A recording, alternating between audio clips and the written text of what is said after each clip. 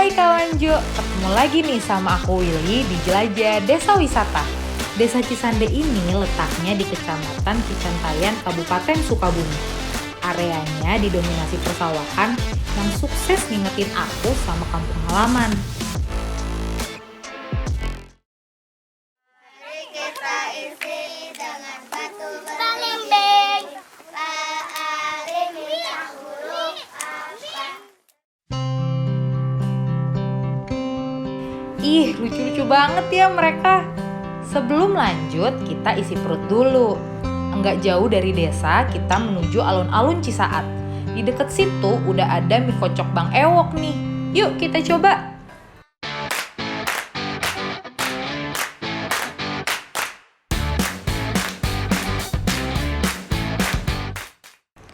Mie kocok yang satu ini memang agak beda dari mie kocok lainnya. Biasanya makanan ini pakai kikil kawan Jo. Nah di sini sang pemilik lebih memilih daging kepala karena banyak tekstur yang bisa dinikmati seperti tulang muda, daging, kulit, dan terkadang lidah juga ada loh. Kuahnya bening dan seger banget, sambelnya juga nampol, dagingnya enggak pelit dan empuk. Buat kamu yang ada rencana ke Sukabumi, boleh dicoba nih.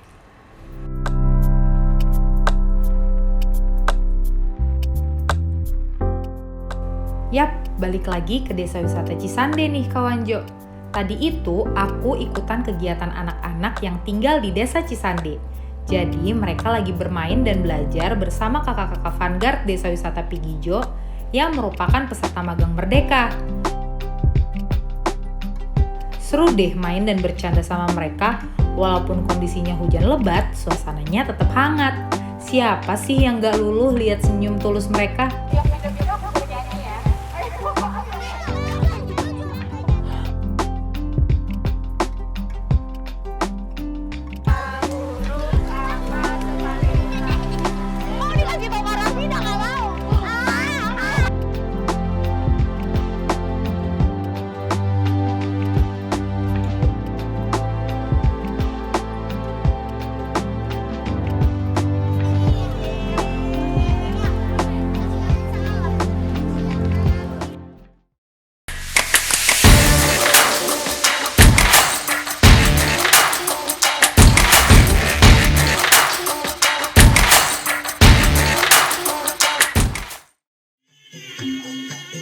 Setelah asik bermain, kami dibuat kaget dengan ragam acara di malam hari. Bakar-bakaran api unggun dan atraksi pemuda-pemudi desa setempat menghangatkan makan malam kami di Desa Cisande.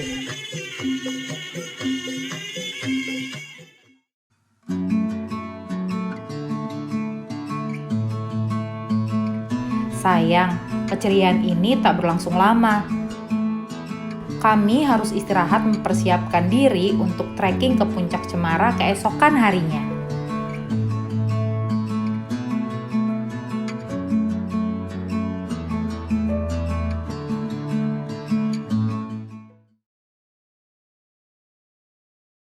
Selamat pagi kawan Jo. Jadi sekarang udah jam 3.48 dan aku udah siap banget trekking ke Sunrise Point Cemara 1. Yuk!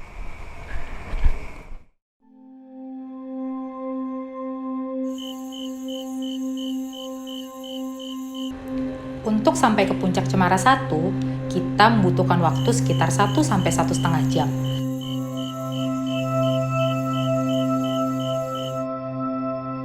Karena kita berangkat jam 4 pagi, pemandangannya masih gelap. Namun di tengah perjalanan menanjak, landscape desa tampak indah dengan lampu-lampu yang masih menyala. Belum lagi langit yang semakin jingga menyambut kita sebelum sampai puncak.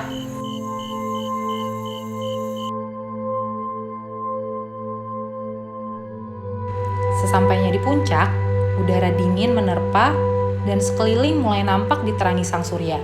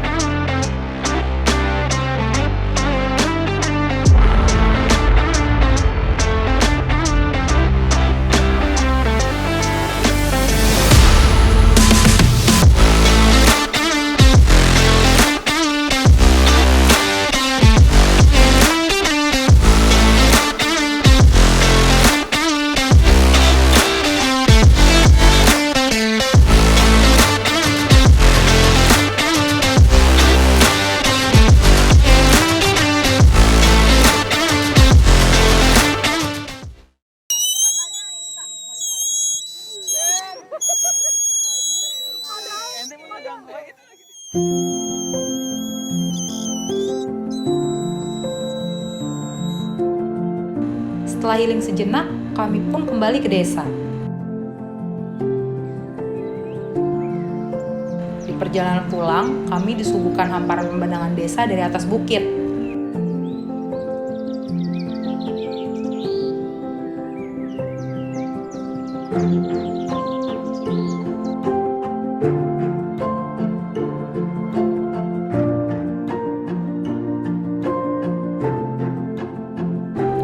Sesampainya di desa, kami diajak untuk mengubek ikan di kolam area agrowisata. Serunya, bersama warga kami bersaing memperebutkan ikan yang ada di kolam. Halo kawan Jo, jadi hari ini aku udah bareng sama Tio dari Vanguard Pigi Jo. Nah, yuk, jadi hari ini aku pengen nanya-nanya sama kamu seputar keseruan kamu di desa wisata Cisande ini. Udah sekitar berapa minggu di sini? Udah hampir 2 mingguan sih Kak. Hampir 2 minggu. Coba kamu kasih tahu dong ke kita keseruan apa aja sih yang udah kamu jalanin di sini selama 2 minggu. Di sini sih seru banget ya. Anak muda di sini welcome banget tuh kita tuh. Terus untuk kegiatan selama di desa kita mencoba mensosialisasikan untuk digitalisasi desa wisata. Selain itu kami juga menjadi tour guide untuk wisata di sini gitu. Setelah itu next nih aku dengar kalian katanya ada event nih. Nah, itu ceritanya event apa nih? Bisa diceritain nggak sedikit ke kita? Untuk event itu acara festival yang namanya Pesta Raden, itu untuk memperingati HUT kedua Desa Wisata Cisande. Oh, oke. Nah, berarti nanti di acaranya itu ada acara apa aja? Ada tari-tarian yang paling ditunggu sih fenomenal ya, drum band Oma Opa. Drum band Oma Opa nih teman-teman. Jadi nanti di acaranya itu akan ada perlombaan juga ya katanya, ada lomba juga. Dan juga nanti ada malam puncak juga nih teman-teman. Jadi di malam puncak nanti mereka akan kasih atraksi ya Tio ya. Dari Vanguard ada juga nih. Dari Vanguard juga ada nanti atraksinya di malam puncak. Oke deh Tio. Nah aku denger nih ada gemericik air di belakang nih. Ini ada keseruan apa nih di belakang nih? Banyak banget, rame banget nih ibu-ibu di belakang. Pada hari ini ada kegiatan ngubek empang. Jadi nanti ada beberapa ikan mas ya, kurang lebih 20 ekor disebar ke empang sini. Oke. Nanti kita tangkap bareng-bareng, diubek aja. Oke, diubek. Tapi itu sama ibu-ibu yang di belakang. Sama ibu di belakang. Oke, gitu ya teman-teman ya. Jadi kita hari ini bakal seru-seruan bareng sama ibu-ibu yang di belakang, bareng sama anak-anak Vanguard juga. Jadi tungguin terus keseruan kita. Pakai tangan ya, turun bersama-sama dalam hitungan 1, 2, 3, nanti akan dihitung. Setelah itu kita cari ikannya sebanyak mungkin. Udah siap ibu-ibu? Udah siap, kita hitung yuk. Secara simbolis siap. 1, 2, 3, lempar. Ayo.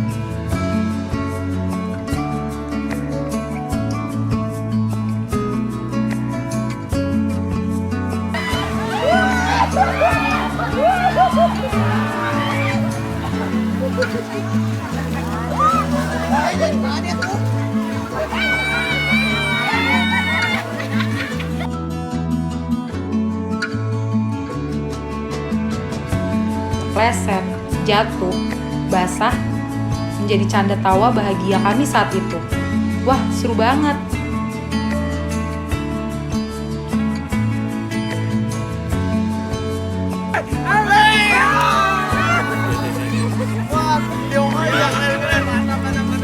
Apa yang desa ini capai sekarang tentu tidak mudah. Yuk kita dengar cerita perjuangan desa Cisande.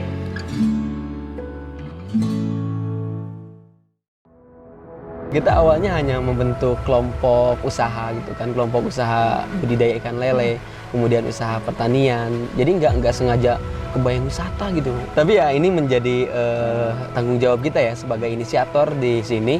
Akhirnya banyak di luar sana masyarakat desa, kemudian sekolah-sekolah mereka meminta, gitu, bilang Kang Maman, gimana nih kalau ini buat jadi belajar anaknya sekolah di sini gitu kan? Kita kan berpikir, wah kok bisa gitu? Bisa, ternyata ya kita coba mengangkat sebuah edukasi wisata di sini gitu kan. Anak-anak bercocok tanam, kemudian anak-anak belajar budidaya ikan lele dan lain sebagainya. Gitu sih awalnya kita nggak ada kepikiran kita buat desa wisata dan sebagainya. Tiba-tiba kita di bulan September tanggal 5 itu kita alhamdulillah didatangi oleh Pak Menteri, Pak Sandiaga Salahuddin Uno, dalam rangka Anugerah Desa Wisata Indonesia gitu kan.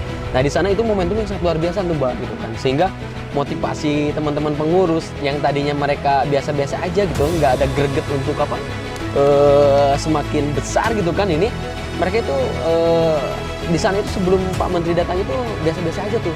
Tantangan ini sebenarnya yang paling besar itu adalah internal dan diri kita sendiri gitu kan. Bagaimana kita mau gak nih bergerak, mau gak kita bermanfaat untuk masyarakat luas gitu kan. Ini menjadi momok buat kita. Kadang kita merasa kok kita kerja kayak gini terus gitu kan, ngabdi ke sosial. Tapi alhamdulillah kita sama teman-teman berusaha mungkin gitu kan untuk mengajak, untuk melepaskan rasa-rasa itu, akhirnya kita bisa. Tapi ketika ada Pak Menteri, momentum itu kita masuk 50 besar Pak, dari 1831 desa nasional kita masuk 50 besar Anugerah Desa Wisata Indonesia 2021. Ini yang memang perjuangan luar biasa ya, karena di masyarakat itu perlu pengorbanan. Jadi kita punya konsep bahwa kita buktikan dulu baru kita mengajak masyarakat. Kita melakukan dulu pendekatan sosial, pendekatan emosional dengan masyarakat, pendekatan emosialnya dengan pemuda, kemudian dengan tokoh agama. Yang penting adalah itu. Kita menyamakan energi, kita menyadarkan kan di sini itu ada Pokdar, kelompok sadar wisata. Jadi kita menyadarkan dulu dengan emosi-emosi masyarakat itu. Jadi kita tidak memaksakan konsep, kita tidak memaksakan peran dan sebagainya. Justru adalah kita menimbulkan bagaimana memancing rasa kesadaran mereka akan potensi.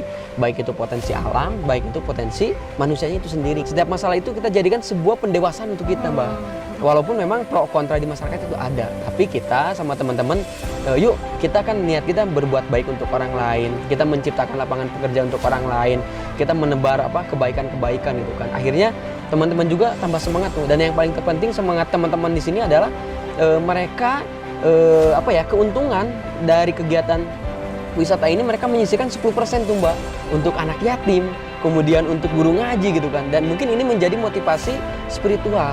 Kita sempat merasakan titik bener-bener kita bingung gitu. Kita mau apa lagi, kita mau kayak gimana lagi gitu kan. Pada saat momentum kita waktu awal-awal mau kedatangan Pak Menteri itu waktu itu. Sementara kan kondisi kita masih nol tuh Mbak. Tapi kita di situ konsekuensi kita mendaftarkan waktu itu, ini tanggung jawab kita nih. Kita harus berjuang, kita kan harus memberikan penampilan yang terbaik untuk Pak Menteri. Sementara bayangkan Mbak, kita anggaran nggak ada, kemudian kita kekuatan lemah gitu dan sebagainya, tapi kita di situ sama teman-teman, yuk kita berpikir positif gitu kan, kita berdoa aja dulu gitu kan, nanti Allah akan datangkan tuh kebaikan-kebaikan tuh. Dan ternyata Mbak, di H-6 Allah datangkan orang-orang baik tuh gitu kan, untuk membantu menyiapkan acara-acara pada saat waktu Pak Menteri datang ke sini. Tapi teman-teman juga di sini kadang merasakan hal posisi yang sangat turun banget, drop banget gitu kan, baik di mental dan sebagainya gitu kan. Baik itu dalam keadaan saat kita menghadapi misalnya para wisatawan Mbak gitu kan. Dan ini menjadi momok ketakutan buat kita ketika ada wisatawan, mereka kadang melihat kita melihat fasilitas-fasilitas yang belum layak gitu kan dan sebagainya, tapi kita yakin ketika masyarakat datang berkunjung ke sini, ketika kita menceritakan bahwa di sini tidak ada investor, di sini tidak ada apa, di sini yang berkah adalah masyarakat gitu kan, sehingga mereka merasakan berarti saya ikut serta membangun, sehingga teman-teman tidak ada beban di sana gitu kan. Jadi motivasi semangat teman-teman pengurus di sini akhirnya timbul kembali ketika kita ingat bahwa melakukan kegiatan desa wisata di sini kita bukan pure untuk usaha, tapi kita ingin mengajak masyarakat banyak menyadarkan dirinya akan potensi dirinya dan potensi alam, dan mereka merasakan dampak yang luar biasa gitu kan. Dari mulai penginapan gitu kan, ada homestay yang memang walaupun belum standar, tapi ibu-ibu, kemudian rumah-rumah di sini yang tadinya rumahnya kamarnya ada yang 012 yang tidak terpakai, ini mereka mencoba merawat, kemudian kita coba disewakan kepada pengunjung di sini dan mereka mau gitu kan. Ibu-ibu nggak usah malu ya punya rumahnya misalnya kayak A, B, C, D, tapi pengunjung di luar sana itu mereka adalah ingin merasakan bagaimana kita hidup di desa, bagaimana kita hidup di kampung gitu kan, berkomunikasi, kita ada wisata humanioranya gitu kan, bareng-bareng ini menjadi nilai tambahan untuk ibu-ibu gitu kan, ketika mereka yang tadinya nggak mendapat pendapatan yang tambahan, akhirnya mereka mendapatkan pendapatan luar biasa gitu Mbak. Contohnya anak pemuda yang mereka tadinya mereka menganggur gitu kan, nggak ada kerjaan, mereka nongkrong-nongkrong ya kan. Alhamdulillah di sini teman-teman di sini kan juga aktif di komunitas Vespa ya, kita libatkan di sini gitu kan. Akhirnya nongkrong-nongkrong mereka juga akhirnya positif juga di sini gitu kan. Mereka menghasilkan uang, sehingga dampak ekonomi yang adanya desa wisata Cisande ini sampai sekarang masyarakat sekitar ini mereka merasakan yang sangat luar biasa Mbak gitu kan. Dari kesejahteraannya, nominalnya sih kecil tapi kan kuantitas datang tamu ke sini cukup banyak ya. Di data kita ada pengunjung dari 2 tahun terakhir ini kurang lebih ada 3.000 orang yang masuk ke sini, sekolah gitu kan yang masuk ke sini. Sekolah di sini pun baru berapa persen di kabupaten dan kota Sukabumi gitu. Kebayang kalau semua sekolah yang ada di kabupaten dan kota Sukabumi kemudian datang ke sini, kita kewalahan Bang gitu kan. Dampak-dampak ini yang memang menjadi motivasi buat masyarakat, dan saya berharap gitu kan kepada pemerintah baik siapapun yang memang memiliki kewenangan, ayo kita bersama-sama gitu kan Bang, membangun gitu kan dari desa untuk benar-benar mensejahterakan masyarakat, sehingga apa yang disebut kesejahteraan seluruh Indonesia itu merasakan betul gitu.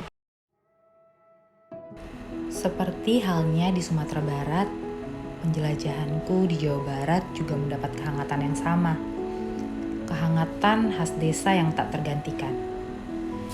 Ini bukan hanya cerita tentang hamparan sawah yang indah, serta gugusan gede Pangrango yang gagah. Ini tentang keceriaan yang tak ada habisnya. Tentang tarian malam dengan api unggun yang menyala, tentang nyanyian fajar dan alunan musik alam yang menerpa. Cisande mengajarkanku tentang sebuah kehidupan sederhana namun begitu candu. Bahkan cipratan air saat menangkap ikan dan tawarannya barudak desa masih terngiang di pikiranku. Semoga saja desa Cisande tetap menjadi desa sederhana dengan semangat yang senantiasa membara. Kini aku bergerak kembali menuju desa wisata selanjutnya. Entah kisah apa lagi yang akan aku alami. Namun aku percaya sejumlah kejutan, keceriaan, dan harapan telah menanti.